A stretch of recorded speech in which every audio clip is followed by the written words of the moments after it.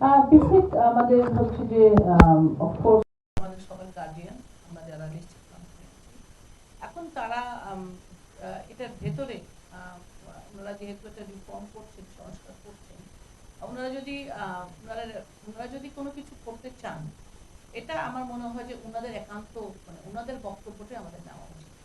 We are supportive যে ultimately ওনারা যেটা করতে চান, ওনারা মনে করেন যে ওনারাকে, কারণ আমাদেরও স্টক মার্কেটে অনেকগুলো ঘটনা ঘটেছে যেগুলো অনবৈধ, হয়তো ওনারা এমন করতে মনে করতে চান যে ওনারা এটাকে ঢেলে সাজাতে চান, হয়তো কোর্ট ঢেলে সাজিয়ে হয়তো ওনারা এমন কিছু আনতে চান যার কারণে হয়তো ওনারা বেটার কিছু দিতে পারেন। আমার মনে হয় এটা বেসিকটা প্রশ্ন করলে এটা বেটার হয়। আমরা যারা বিএপিএলসিতে আছি তারা হচ্ছে যে আমরা বিসেকের আন্ডারে আছি, আমরা সবসময় এটা বলি যে ওনারা যদি সংস্কার করে ভালো কিছু আনতে পারেন আমরা সবসময় ওয়েলকাম করি, এবং এর সঙ্গে এর ভিতরকার বিষয়টা আমাদের সেই অর্থে জানা নেই, যে অর্থে আমার জানা নাই সেটা আমি আসলে মন্তব্য করতে পারবো না। আরেকটা বলছে আপনি আমরা এটা কিন্তু আমরা ব্লেম গেমে আর যাব না। অর্থাৎ ধরেন সে অডিট রিপোর্ট করলো, সে কেন সে ভুল অডিট রিপোর্ট করলো, আবার ক্রেডিট রেটিং এজেন্সি করলো, আপনি যদি করতে দেন, আপনি যদি মানে corruption cannot happen if it does not have the blessings of the regulatory body। আপনি এখন বলছেন যে ওরা দোষ দিচ্ছে, তারা দোষ দিচ্ছে, of course they themselves are definitely responsible। one should not audit firm কে এই আমাদের কি করা উচিত, তাহলে আমাদেরকে এটা কি যে অডিট ফার্ম ধরা পড়বে যে এই ধরনের রিপোর্ট করেছে তার লাইসেন্স বাতিল করতে হবে। আমাদেরকে এক্সাম্পল ক্রিয়েট করতে হবে যে যারা এই ধরনের দুর্নীতি করে তাদের কিছু না কিছু শাস্তি পেতে হবে।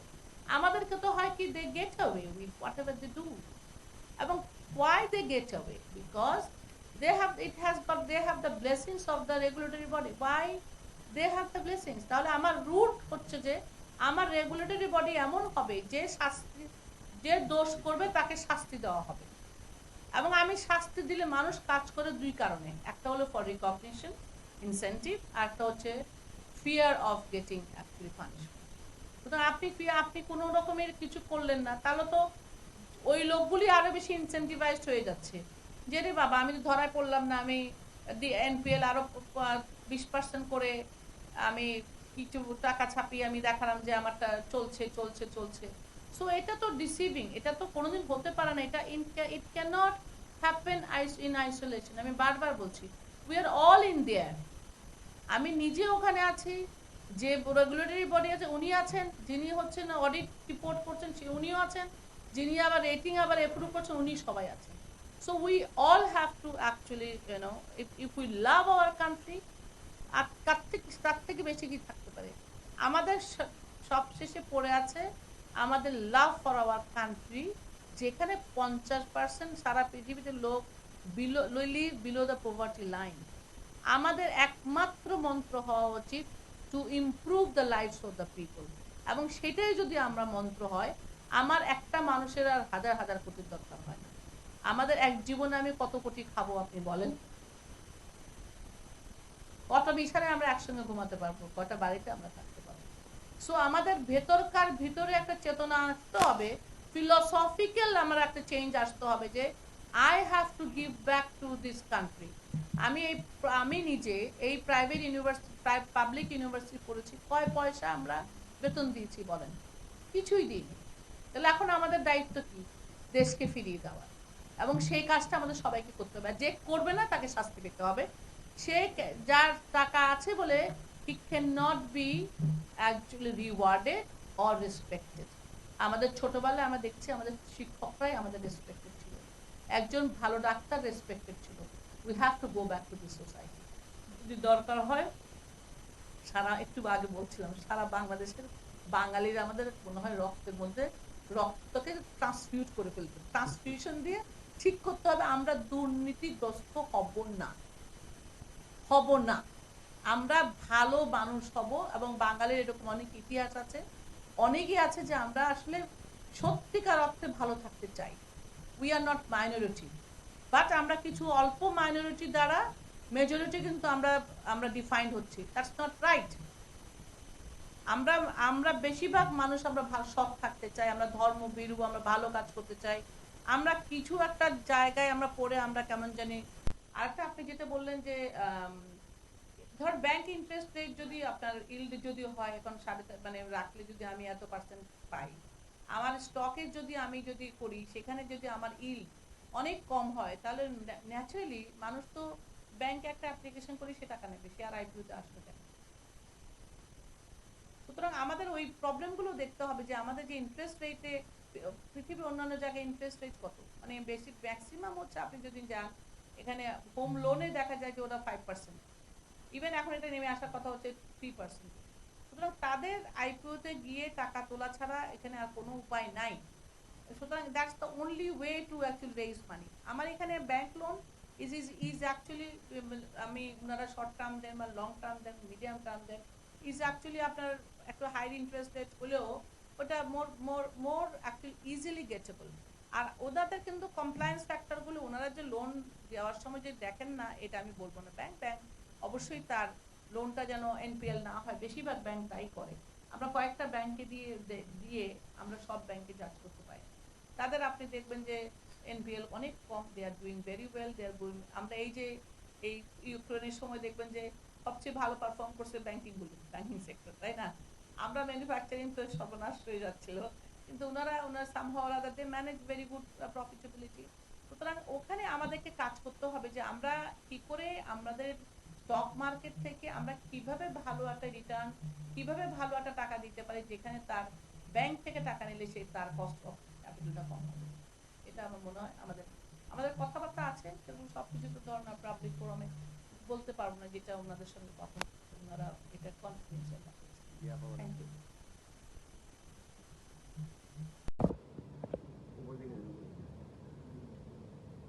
আচ্ছা, আমি মেহের ডিবিসি নিউজে কাজ করি। আপা, আপনি একটু আগে বলছিলেন যে আপনার টাস্ক ফোর্সের কাছে যে বাংলাদেশে যে লিস্টেড কোম্পানির সংখ্যা বাড়ানোর বা পুঁজিবাজারে আসার জন্য বেশ কিছু অবস্টাকেল আপনারা আইডেন্টিফাই করেছেন এবং আপনার টাস্ক ফোর্সের কাছে ওইটা বলেছেন। আমাদেরকে কি একটু বলতে পারেন যে আপনারা কি কি সুপারিশ করেছেন বা কি কি করা উচিত? আপনি যদিও বলেছেন, আর এর আগে আপনি একটু উত্তর দিবেন, তারপরেও আমি একটা প্রশ্ন করতে চাই যে বাংলাদেশের ফাইন্যান্সটা ব্যাংক ডমিনেট, ব্যাংক নির্ভর, মানুষ পুঁজিবাজারে কম দেয়। এই যে ব্যাংক নির্ভর, এটা কি ইন্টেনশনালি করা হয়েছে, বা এখানে কি ব্যাংকের মানে ইন্টেনশনটা বেশি যে এখানে পুঁজিবাজার সেইভাবে ফাইন্যান্সের সোর্স হিসেবে দাঁড়াতে পারেনি? আমি কাউকে একটা ব্লেম করতে চাই না, মানে আমাদের কথা হচ্ছে যে আমরা নিজেরা ভালো করছি না, আবার ব্যাংকে বলবো কেন? সবাই তো তার নিজের মার্কেটটা ঠিক রাখার চেষ্টা করবে। আমরা নিজেরা স্টক মার্কেটে এটা অনেক ঘটনা ঘটে গেছে, it is not a one day history, তাই না? এই আমরা 20-25 বছর ধরে দেখবো যে অনেকেই মানে মানে স্টক মার্কেটে ম্যানিপুলেশন করা হয়েছে হঠাৎ করে। এটা অনেক অনেক স্টক এক্সচেঞ্জই হয়, মানে ইটস নট অনলি বাংলাদেশে একটা নিউ, মানে হঠাৎ করে আমরা প্রাইসটা ইনফ্লেটেড হয়ে যেতে থাকে, একটা বাবল ক্রিয়েট হয়, তারপরে ধপাস করে মার্কেটটা পড়ে যায়, তখন আমাদের জেনারেল শেয়ার হোল্ডাররা অনেক লস করে, কেউ আবার তো আমাদের যেই কথা হচ্ছে সেগুলো আমাদের চেকস এন্ড ব্যালেন্স থাকতে হবে। ধরুন আমার এমন চেকস এন্ড ব্যালেন্স থাকতে হবে যে একটা প্রাইস যদি ধরুন নর্মালি বাড়ছে কোনো কোম্পানি, ধরুন আমাদের ডিএসসির কাছে কিন্তু ওনাদের সমস্ত ওনাদের ব্যাক এন্ডে, আমাদের বিএপিএলসিও আছে, সবগুলো ব্যাক এন্ডে ওনাদের পারফরমেন্স গুলো কিন্তু কোয়ার্টারলি পারফরমেন্স গুলো, ওনারা কোন ক্যাটাগরি, ওনারা এজিএম করছেন কিনা, এগুলো কিন্তু সব দেওয়া আছে। এগুলো কিন্তু আমরা ভালোভাবে আমাদের শেয়ার হোল্ডারকে দেওয়া উচিত যে তুমি যে পাগলের মতো ওই কোম্পানিকে কিনছো, যে কোম্পানির নাম হয়তো দামে আছে, বাট কেন যে ডিমান্ড এন্ড সাপ্লাইয়ের কারণে ওই প্রাইস বেড়ে যাচ্ছে, সেখানে কিন্তু শেয়ার হোল্ডারদেরকে জানানো অত্যন্ত জরুরি যে this company didn't actually do AGM, অথবা তার এটা মানে ইপিএস ক্রমাগতভাবে নেগেটিভ। আমাদের এগুলোকে মোর ইনফর্ম করতে হবে। প্রথমত কথা হচ্ছে যে আমার নাম্বার অফ প্লেয়ার্স আমাদের অবশ্যই বাড়াতে হবে, এবং এবং consistency in the policy in the বিসেকেও থাকতে হবে। এটাকে অনেক সময় বিসেক নিজে কন্ট্রোল করতে পারে, এটা এনবিআর কন্ট্রোল করে। যেমন আমরা টেলিকম ইন্ডাস্ট্রিকে আনলাম, তখন ওনাদেরকে দেওয়া হলো যে তুমি, ওনারা আসলো, গ্রামীণ ফোন আসলো, তখন ওনাদের কর্পোরেট ট্যাক্স একটা ধারণ করা হলো, তারপরে 2 বছর বাদে ওনাদের কর্পোরেট ট্যাক্সটাও বাড়িয়ে দেওয়া হলো। তাহলে ওনারা তো প্ল্যান করে আসছিলেন যে ওনারা যে এই যে এত কিছু এই হাজার হাজার লোককে আমরা কাজ করে আর আসছি, আবার তো আপনি এই বেনিফিটটা নিয়ে নিলেন। এই যে ইনকনসিস্টেন্সি গুলো আছে পলিসি, এগুলো কিন্তু আমাদের স্টক মার্কেটের জন্য কোনো মতো সুবিধা না। আর আমি বারবার বলছি যে ইল্ড আমাদের অবশ্যই ব্যাংকিং সেক্টর থেকে ভালো করতে হবে। কি কি আমাদের প্রোডাক্ট আনলে ঠিক হবে সেটাও আমরা চিন্তা করে দেখতে পারি, এবং আমাদের ব্লু চিপস কোম্পানিগুলোকে আনার চেষ্টা করতে হবে।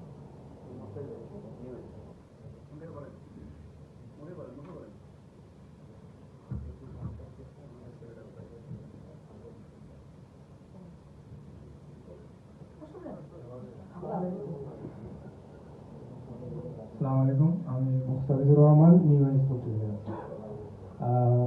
আমার জানার একটা বিষয় হচ্ছে যে পলিটিক্যাল চেঞ্জের পরে আমরা দেখেছি বিভিন্ন ইকোনমিক ক্রাইসিস এবং ল অ্যান্ড অর্ডার বলেন, বিভিন্ন অনেক রকম আমরা ক্রাইসিসের মুখোমুখি হয়েছি। তো আমার একটা জানার প্রশ্ন হচ্ছে যে লিস্টেড কতগুলো কোম্পানি এই ধরনের ইফেক্টে পড়েছে এবং কি পরিমাণ সেটা তীব্রতা, কারণ আমরা অনেক ফ্যাক্টরি ক্লোজ ডাউন হয়ে গেছে, শাটডাউন হয়ে গেছে এরকম শুনেছি, অনেক কোম্পানি তার অপারেশন কমিয়ে দিয়েছে, অনেক কিছু শুনেছি। হ্যাঁ, তো আসলে লিস্টেড কোম্পানিগুলো কি কত রকম বা কিভাবে আসলে এফেক্টেড হয়েছে, এখন বর্তমান অবস্থা কি আপনার জানার মতে? আমরা জানার মতোই আমরা একটা করেছি, কারণ বিভিন্ন কোম্পানি বিভিন্ন সময় আপনার তাদের ইয়ারলি রেজাল্ট ঘোষণা করে এবং কোয়ার্টারলিতে আমরা পাই। আমরা দেখেছি যে 70% ক্ষেত্রে ইপিএস ডাউন হয়েছে। মানে আমাদের প্রফিট করেনি তা না, মানে গত বছরের তুলনায় ইপিএসটা কমে গেছে আর কি। তো ধরেন তখন তো আমাদের একটা সিচুয়েশন ছিল যে আম, একটা আনসার্টেনিটি, সবচেয়ে ইকোনমির সবচেয়ে ভালো মন্দ সব থেকেও বেশি আমাদের ভয় হচ্ছে একটা পলিটিক্যাল আনসার্টেনিটি তখন একটা ছিল। সেই সময় আমাদের আসলে কনজিউমাররাও কিন্তু কি করে এক্সপেন্ডিচারটা বন্ধ করে দেয়। আর আমাদের কিছু কিছু জায়গায় ফ্যাক্টরি কিন্তু গুলো আমাদের বন্ধ হয়েছিল, মানে because of the labour unless. তো আমার মনে হয় ল অ্যান্ড অর্ডার সিচুয়েশন যে কোনো কান্ট্রির জন্য পূর্ব শর্ত, not for only business but also for actually. আবার তো আপনি এই বেনিফিটটা নিয়ে নিলেন। এই যে ইনকনসিস্টেন্সি গুলো আছে পলিসি, এগুলো কিন্তু আমাদের স্টক মার্কেটের জন্য কোনো মতো সুবিধা না। আর আমি বারবার বলছি যে ইল্ড আমাদের অবশ্যই ব্যাংকিং সেক্টর থেকে ভালো করতে হবে। কি কি আমাদের প্রোডাক্ট আনলে ঠিক হবে সেটাও আমরা চিন্তা করে দেখতে পারি, এবং আমাদের ব্লু চিপস কোম্পানিগুলোকে আনার চেষ্টা করতে হবে।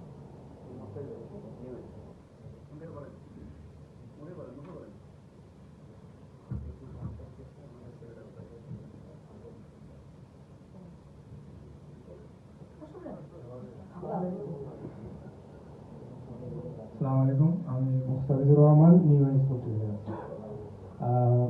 আমার জানার একটা বিষয় হচ্ছে যে পলিটিক্যাল চেঞ্জের পরে আমরা দেখেছি বিভিন্ন ইকোনমিক ক্রাইসিস এবং ল অ্যান্ড অর্ডার বলেন, বিভিন্ন অনেক রকম আমরা ক্রাইসিসের মুখোমুখি হয়েছি। তো আমার একটা জানার প্রশ্ন হচ্ছে যে লিস্টেড কতগুলো কোম্পানি এই ধরনের ইফেক্টে পড়েছে এবং কি পরিমাণ সেটা তীব্রতা, কারণ আমরা অনেক ফ্যাক্টরি ক্লোজ ডাউন হয়ে গেছে, শাটডাউন হয়ে গেছে এরকম শুনেছি, অনেক কোম্পানি তার অপারেশন কমিয়ে দিয়েছে, অনেক কিছু শুনেছি। হ্যাঁ, তো আসলে লিস্টেড কোম্পানিগুলো কি কত রকম বা কিভাবে আসলে এফেক্টেড হয়েছে, এখন বর্তমান অবস্থা কি আপনার জানার মতে? আমরা জানার মতোই আমরা একটা করেছি, কারণ বিভিন্ন কোম্পানি বিভিন্ন সময় আপনার তাদের ইয়ারলি রেজাল্ট ঘোষণা করে এবং কোয়ার্টারলিতে আমরা পাই। আমরা দেখেছি যে 70% ক্ষেত্রে ইপিএস ডাউন হয়েছে। মানে আমাদের প্রফিট করেনি তা না, মানে গত বছরের তুলনায় ইপিএসটা কমে গেছে আর কি। তো ধরেন তখন তো আমাদের একটা সিচুয়েশন ছিল যে আম, একটা আনসার্টেনিটি, সবচেয়ে ইকোনমির সবচেয়ে ভালো মন্দ সব থেকেও বেশি আমাদের ভয় হচ্ছে একটা পলিটিক্যাল আনসার্টেনিটি তখন একটা ছিল। সেই সময় আমাদের আসলে কনজিউমাররাও কিন্তু কি করে এক্সপেন্ডিচারটা বন্ধ করে দেয়। আর আমাদের কিছু কিছু জায়গায় ফ্যাক্টরি কিন্তু গুলো আমাদের বন্ধ হয়েছিল, মানে because of the labour unless. তো আমার মনে হয় ল অ্যান্ড অর্ডার সিচুয়েশন যে কোনো কান্ট্রির জন্য পূর্ব শর্ত, not for only business but also for actually safe living, এবং হচ্ছে একটা সব কিছুকে একটু স্বাভাবিক রাখা। এখন সবকিছু স্বাভাবিক না থাকলে কি আর ব্যবসা নিজে নিজে বাড়বে? সেটা তো আর হতে পারে না। It is not in isolation. সুতরাং ওইটা একটা আমাদের একটা ক্রান্তিকাল সময়। তো ল অ্যান্ড অর্ডার সিচুয়েশনের জন্য আমরা আমাদের মাননীয় উপদেষ্টা মণ্ডলী যারা ছিলেন তাদেরকে সবাইকে আমরা জানিয়েছি। আমরা আমাদের বিভিন্ন বিজনেস ফোরাম থেকে আমরা বলেছি যে আমাদেরকে আর কিছু করেন না, কারণ আপনাদের আমাদের ব্যবসায়ীর পক্ষ থেকে দুটা আমরা রেখেছি। একটা হচ্ছে ল অ্যান্ড অর্ডার সিচুয়েশন, আর একটা হচ্ছে যে আমাদের টু ব্রিং দ্য মানে economy back to the track. এটা আমরা বলেছি যে আপনারা ইকোনমিকে কোনো মতে ট্র্যাকে নিয়ে আসেন, এবং সেই ক্ষেত্রে বলবো যে আমাদের বাংলাদেশ ব্যাংক ভালো কাজ করছে, এবং ওনারা দেখতে পাচ্ছে আমরা যেগুলো ব্যাংক যদি আমরা এনপিএল হাইও বলি সেগুলো যেন চলতে পারে, ডিপোজিটাররা যাতে করে প্রথম দিকে খুবই একটু খারাপ অবস্থা ছিল, বাট এখন আস্তে আস্তে ওই ব্যাংকের ডিপোজিটাররাও কিন্তু টাকা, তাদের গ্রাহকরা তাদের টাকা তুলতে পারছে, একটা সিচুয়েশনের মধ্যে আমরা আসছি। প্রোগ্রেস আমাদের স্লো হলেও there is progress. Good part is that এখনো পর্যন্ত আমার remittance flow is actually double digit, এবং আমি ধরে নিতে পারি যে আমি এটাকে এদিক না ওদিক না, এটা রিজার্ভ হয়তো হেল্প করছে, হয়তো আমাদের ইম্পোর্টও লো হয়ে গেছে, আর অন্যদিকে আবার দেখা যাচ্ছে যে আমাদের এক্সপোর্টের আমাদের ডাবল ডিজিট গ্রোথ আছে। Although there are number of actually আপনি যদি দেখতে পারেন যে ইন্ডাস্ট্রিজ, তারা কিন্তু গার্মেন্টস ইন্ডাস্ট্রি আছে। সুতরাং আমি রিকোয়েস্ট করব যে আমাদের জন্য মানে ইন্ডাস্ট্রিয়াল যে পুলিশিং যে সিস্টেমটা আছে সেটা যেন বজায় থাকে, সেটা আমার ফ্যাক্টরি যেন ক্লোজ না হয়, ফ্যাক্টরি ক্লোজ। এবং ধরেন আরেকটা কারণ হচ্ছে যে যে কোনো কারণেই ধরেন একটা industry is actually related to a political person or things like that, এরকম ঘটনা অনেক আছে, বাট আমরা যেন ইনস্টিটিউশনগুলোকে আনটাচ রাখি, because there are actually employees working there. ধরেন কেউ 20,000, কেউ 10,000, কেউ 5,000, ইভেন কেউ 500, ইভেন 10, তারাও তো হচ্ছে যে দে আর অ্যাকচুয়ালি এই ক্রিটিক্যাল সময় যদি তারা জবলেসনেসে পড়ে, that's a very very difficult situation. সুতরাং আমি মনে করবো যে আমরা let us work hard to যাই, অন্য ফ্যাক্টরি তো নতুন আনতেই পারছি না, যেগুলি আছে সেগুলো যদি লকডাউন হয়ে যায় সেগুলো আমাদের জন্য নট গুড নিউজ, এবং এটা আপনার সঙ্গে আমি একমত যে আমাদেরকে এই পরিস্থিতি থেকে বেরিয়ে আসতেই হবে। অ্যান্ড আমরা ইন্ডাস্ট্রিয়াল পুলিশিংয়ে খুব জোর দিচ্ছি, এবং কোনো ধরনের এখানে অনেক কিছু করার চেষ্টা করবে। আমি কাউকে ব্লেম করছি না যে এটা গন্ডগোল ক্রিয়েট করলো, কোনো ফ্যাক্টরিতে বন্ধ হয়ে গেল, কার কি ইন্টারেস্ট আছে I am not, because as a business person we are not focusing on the political scenario, we are only focusing on the একটা সিচুয়েশন কি যে আমাকে একটা অনুকূল পরিবেশ দেওয়া হোক, ভয়হীন, যেখানে আমরা আসলে আমাদের ফ্যাক্টরিগুলোকে ভালো মতো চালাতে পারি। বিকজ কেউ যদি বলে যে আমি আমার ওয়ার্কারদেরকে আমি মানে কি বলবো ডিপ্রাইভ করতে চাই, I don't believe that, because তারা আমার দিনের রাতে কাজ করছে, তাদের আমি ভালো চাইবো না, এটা বলতে পারে না। কোনো wise businessman is not going to do that, because they are very integral part of the business. আপনার আরেকটা প্রশ্ন ছিল আমার, জাস্ট একটা। সেটা হচ্ছে যে বার্জারের বিষয়ে একটা জানার ইচ্ছে ছিল। রিসেন্টলি আপনারা হচ্ছে যে রাইট অফার করে বার্জারে যে শেয়ার হোল্ডিংসটা 10% করা একটা ফ্রি ফ্লোট সেটা নিয়েছে। আমরা দেখেছি যে জেনারেল শেয়ার হোল্ডাররা বলতে ইনস্টিটিউশনাল যে শেয়ার হোল্ডার, ওরা হচ্ছে প্রায় পুরোটাই হচ্ছে তারা এই রাইট অফারটা নিয়ে নেয়, কিন্তু জেনারেল শেয়ার হোল্ডাররা পায়, এবং আপনাদের নাম্বার অফ আউটস্ট্যান্ডিং শেয়ারটা অনেক কম। এটা কি আরো কি আপনাদের বাড়ানোর কোনো প্ল্যান আছে কিনা, বা এটা বাড়ানোর কোনো প্ল্যান আছে? এই বিষয়ে এটা যেহেতু মানে under the jurisdiction of answer করতে পারবো না, তবে এটা বলতে পারি আমাদের জেনারেল শেয়ার হোল্ডারকে বেনিফিট দেওয়ারও খুব ইচ্ছা, আমাদের সদিচ্ছাও খুব। আমি আসাদুল আপনি কমপ্লায়েন্সের কথা বলছিলেন এবং বলছিলেন যে যারা কমপ্লায়েন্স তারা মানে in a very strong position.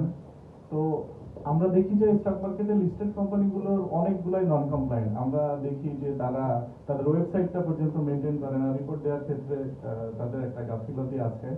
তো এই জায়গা থেকে বিএপিএল এন্ড থেকে আপনারা আসলে কি করছেন? আপনি বলছিলেন যে আমরা কমপ্লায়েন্স এনশিওর করার জন্য করতেছি, পার্টিকুলার ভাবে আপনারা কি ইনিশিয়েটিভ নিয়েছেন? আমরা একটা জিনিস করছি, পজিটিভটা আমরা চেষ্টা করছি, বিকজ তারা আমার দিনের রাতে কাজ করছে, তাদের আমি ভালো চাইবো না, এটা বলতে পারে না। কোনো wise businessman is not going to do that, because they are very integral part of the business. আপনার আরেকটা প্রশ্ন ছিল আমার, জাস্ট একটা। সেটা হচ্ছে যে বার্জারের বিষয়ে একটা জানার ইচ্ছে ছিল। রিসেন্টলি আপনারা হচ্ছে যে রাইট অফার করে বার্জারে যে শেয়ার হোল্ডিংসটা 10% করা একটা ফ্রি ফ্লোট সেটা নিয়েছে। আমরা দেখেছি যে জেনারেল শেয়ার হোল্ডাররা বলতে ইনস্টিটিউশনাল যে শেয়ার হোল্ডার, ওরা হচ্ছে প্রায় পুরোটাই হচ্ছে তারা এই রাইট অফারটা নিয়ে নেয়, কিন্তু জেনারেল শেয়ার হোল্ডাররা পায়, এবং আপনাদের নাম্বার অফ আউটস্ট্যান্ডিং শেয়ারটা অনেক কম। এটা কি আরো কি আপনাদের বাড়ানোর কোনো প্ল্যান আছে কিনা, বা এটা বাড়ানোর কোনো প্ল্যান আছে? এই বিষয়ে এটা যেহেতু মানে আন্ডার দ্য জুরিডিকশন অফ কম বিষয়ে গেছে এটা আনসার করতে পারবো না, তবে এটা বলতে পারি আমাদের জেনারেল শেয়ার হোল্ডারকে বেনিফিট দেওয়ারও খুব ইচ্ছে, আমাদের সদিচ্ছাও চলবে। আমি আসাদুর আজকে আপনি কমপ্লায়েন্সের কথা বলছিলেন এবং বলছিলেন যে যারা কমপ্লায়েন্স তারা মানে in a very strong position. তো আমরা দেখি যে স্টক মার্কেটে লিস্টেড কোম্পানিগুলোর অনেকগুলাই নন কমপ্লায়েন্ট। আমরা দেখি যে তারা তাদের ওয়েবসাইটটা পর্যন্ত মেনটেন করে না, রিপোর্ট দেওয়ার ক্ষেত্রে তাদের একটা গাফিলতি আছে। তো এই জায়গা থেকে বিএপিএল এন্ড থেকে আপনারা আসলে কি করছেন? আপনি বলছিলেন যে আমরা কমপ্লায়েন্স এনশিওর করার জন্য করতেছি, পার্টিকুলার ভাবে আপনারা কি ইনিশিয়েটিভ নিয়েছেন? আমরা একটা জিনিস করছি, পজিটিভটা আমরা চেষ্টা করছি, সেটা হচ্ছে যে আমরা আমাদের যে ওয়েবসাইট আছে সেখানে আমরা কোম্পানিগুলো কি করছে মানে আদার দেন দ্য ফাইন্যান্সিয়ালস, ওটা তো আমরা সবাই পাই। তো ওই জিনিসটা আমরা একটা কোম্পানি তাদের অ্যাক্টিভিটি গুলো কি সেগুলো আমরা ওয়েবসাইটে পাবলিশ করব। আর একটা জিনিস হচ্ছে যে আমরা ডিএসসির সঙ্গে আমরা কথা বলছি যে ধরেন এডিএম করছে না, এটা আমাদের অ্যাসোসিয়েশনের পক্ষে বলাটা, আমার মেম্বার, এটা আমি কিন্তু বলতে পারি না, সেটা উনি আমার মেম্বার, তো উনি বলবেন যে আপনি আমার হয়ে তো আমার নেগেটিভ ক্যাম্পেইন করা শুরু করে দিয়েছেন। বাট আমরা যেটা বলছি ডিএসসি কে, DSC you have the right, আপনারা রাইট আছে যে আপনাদের কাছে সব নলেজ আছে যে কে কোন ক্যাটাগরি বা কে এডিএম করছে না। আবার আমাদের দিক থেকে কিন্তু আমরা নিজেরা ওনাদেরকে একটু আমরা বলতে চাচ্ছি, চেষ্টা করছি আমরা ইন্টারনালি, নট এক্সটার্নালি, আমরা ইন্টারনালি বলার চেষ্টা করছি যে এজিএমটা আমাদের তো করতেই হবে, তাই না? ইটস অ্যাবসলিউটলি নেসেসারি যে আপনার লস হোক, ক্ষতি হোক, ডিভিডেন্ড দেন বা না দেন, কারণ লসটা is also reality in the business, এটা সবাইকে মানতে হবে।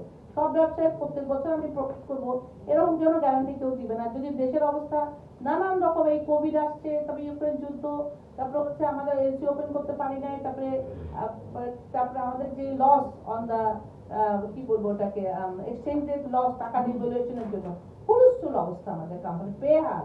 সেই পরিমাণে কি আমরা প্রাইস বাড়াতে পেরেছি? পারিনি। সুতরাং আমরা এই সব খবরগুলো আমরা সবাইকে আমরা দিতে চাই যে যে এই আপনারা এজিএম অন্তত এটা মাস্ট, আপনি ডিভিডেন্ড দেন বা না দেন, আপনি টু রিমেইন অ্যাফ্লোট। এবং আমরাও কিন্তু এত কঠিন একটা অ্যাকশন নেব যে এরকম যদি এরকম না করে তাহলে আমরা কি করতে পারি, এটা আমরা কথা বলছি আমাদের মধ্যে। যদি এটিএম না করে তাহলে তারা আমাদের মেম্বার বলে তাদেরকে আমরা কি ধরনের ইন্টারনাল একটা আমরা প্রেসিডেন্ট হিসাবে ইন্টারনালি, বা এক্সটার্নালি আমি অ্যাসোসিয়েশন হিসাবে এটা আমাদের বলার অধিকার নেই। এটা আমি সাইড শিপন দাগনিতে আছি।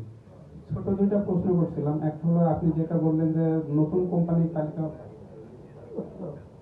আরেকটা হচ্ছে এজিএম পার্টি নিয়ে হচ্ছে কথা হয়, সেটা অনেকে ভয় পায় যে কেন আসতে চায় না, আমি বারবার বলছি সেটা আমরা ওই বিশেষকে বিভিন্ন ভাবে বলেছি, ওনারা ওই বলছেন যে ওনারা ভিডিও করছেন, ভিডিওটা পাঠাতে বলছেন, কিন্তু ভিডিওটা পাঠাচ্ছি সবই হচ্ছে এটা অ্যাকশন হতে হবে আর কি। এই যে অ্যাকশন করে তখন দেখা যাবে যে কাউকে তখন আমি খারাপ করছি, আপনি আমাকে ভালোভাবে বলেন আমি খারাপ করছি, আমাকে একটু সম্মান রেখে কথা বলেন, কিন্তু এই যে তাদের ফ্যামিলি মেম্বাররা থাকে, আমাদের অনেক ফ্যামিলি ওন কোম্পানি থাকে, কিন্তু আমি বিএপিএলসি প্রেসিডেন্ট না হলে বলে বুঝতে পারতাম না, তাদের স্ত্রী বসে থাকেন, তাদের এই বুঝতে তখন ওই যে গালাগালিগুলি আসে, সেটা আমাদের শোভন নয়, এটা আমরা বলেছি, এটা আমাদেরকে ম্যানেজ করতেই হবে। অনেকে আবার এটা দেখেই ভয় পায়, কিন্তু এটাও কিন্তু একটা ডেটারেন্ট ফ্যাক্টর। Thank you. আমি ছোট ছোট দুইটা প্রশ্ন করি। একটা প্রশ্ন হলো, আপনি বললেন যে নতুন যখন কোম্পানি তালিকাভুক্ত হবে সেই কোম্পানি পরিদর্শনের ক্ষেত্রে আপনারা বিএসসিসি কে সহায়তা করতে চান, তো এই ধরনের কোনো প্রস্তাব আপনারা বিএসসিসি কে দিয়েছেন কিনা একটা। আরেকটা প্রশ্ন হলো, সম্প্রতি আপনার যে আমদানি পণ্যের বন্দরের কন্টেনার ভাড়া এবং স্টোরেজ ভাড়া বাড়ানো হয়েছে, তো এতে রপ্তানি খাত এবং আমাদের অর্থনীতিতে কি ধরনের প্রভাব পড়তে পারে?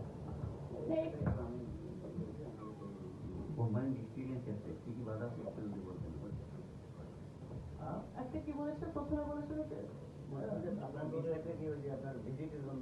না, ওইটা আমরা বলেছি, ওই প্রস্তাবটা আমরা দিয়েছি যে আমি বলেছি যে আমাদের ম্যানুফ্যাকচারিং সেক্টরে আমাদের অনেক অভিজ্ঞতা সম্পন্ন লোক আছে এবং আমরা নিজেরা এটাতে ইনভলভ আছি। যখন আপনারা আসবেন, যখন কোনো কোম্পানি দেবেন, নাম না জানা কোম্পানি, অনেক কোম্পানি তো শুধু বিজ্ঞাপনে বোঝা যায় যে company is very much present in the market.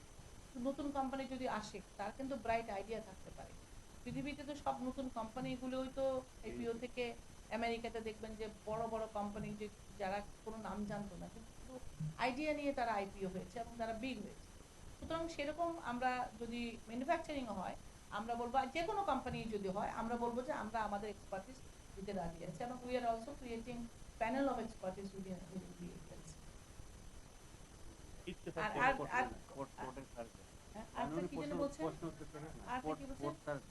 ও, যে এই চার্জ বাড়ানো, এগুলি এখন এই মুহূর্তে আমাদের জন্য একেবারে, আমরা যে এক্সচেঞ্জ মানে লসের যে 2 বছর 2023 এবং 24 থেকে স্টেবিলাইজ হয়েছে এখন, তো এখন 122 এসে থেমেছে, কিন্তু আমাদের যে ফ্রি ফলটা হয়েছে মানে 85 টাকা থেকে যে 122, এটার জন্য তো আমরা রীতিমতো মানে টপ লাইন করলে কেউ বটম লাইন করতে পারেনি, কারণ আমি অত পরিমাণ তো প্রাইস ইনক্রিজ করতে পারিনি। সুতরাং এখন এই মুহূর্তে ওনারা আসলে হয়তো ওনাদের হয়তো কি বলবো, অনেক ধরনের ওনাদের ইনফ্লেশনের প্রবলেম আছে, বাট এই মুহূর্তে ব্যবসা কোনো ধরনের ইনফ্লেশন আর নিতে পারছে না। এটা আমার বিনীত রিকোয়েস্ট। এই যে এসডি বাড়ানো, ভ্যাট বাড়ানো, এগুলি নট ইজ দ্য রাইট।